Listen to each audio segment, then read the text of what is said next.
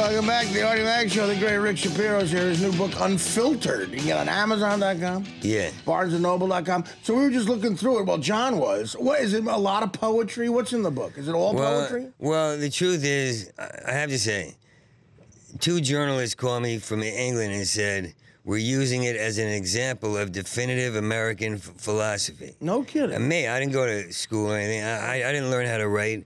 So it's my own language. But like a girl came up to me one time, she goes, your work is very lyrical.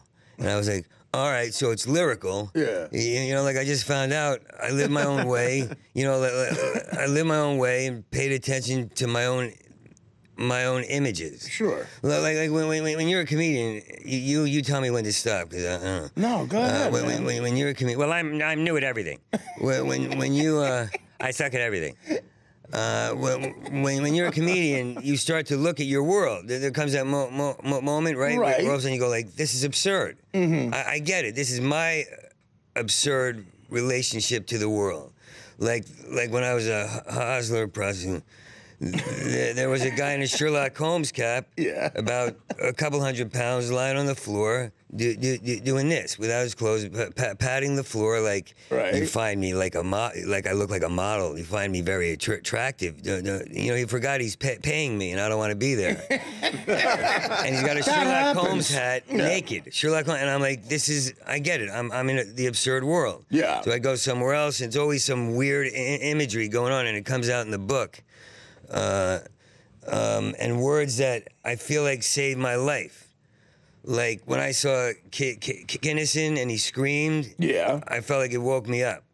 So the word bellow and clamor and assault and all these, what I feel is missing from men's vocabulary from America is viscera.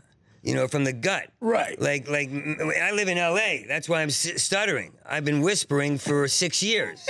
No, they talk like butterflies. Yeah, right.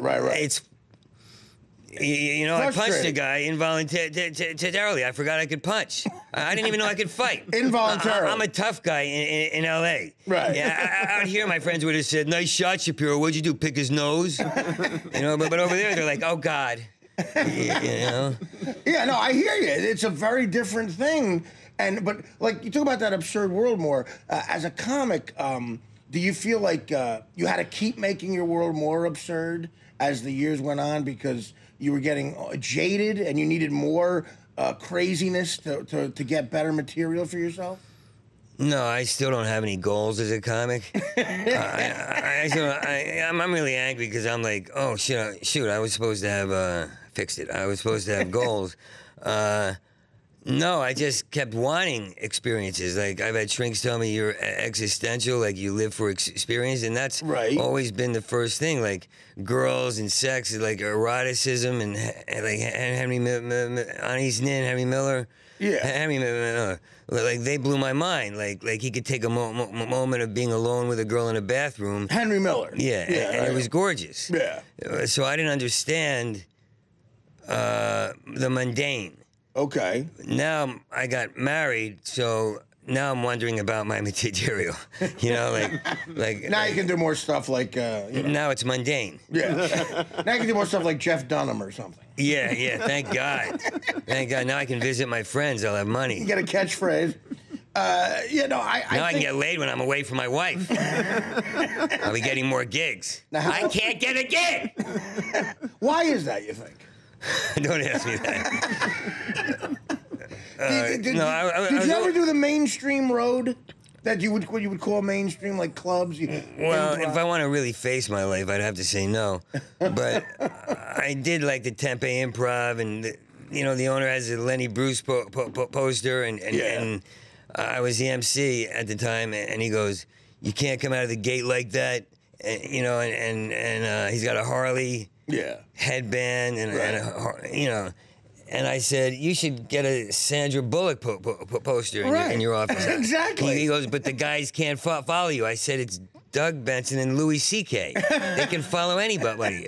And if you want to know the truth, it was Louis. I said, Louis can follow anybody. Right. That's not a put down on Doug. We have different sensibilities, but it's wonderful what he's doing about Chinese restaurants.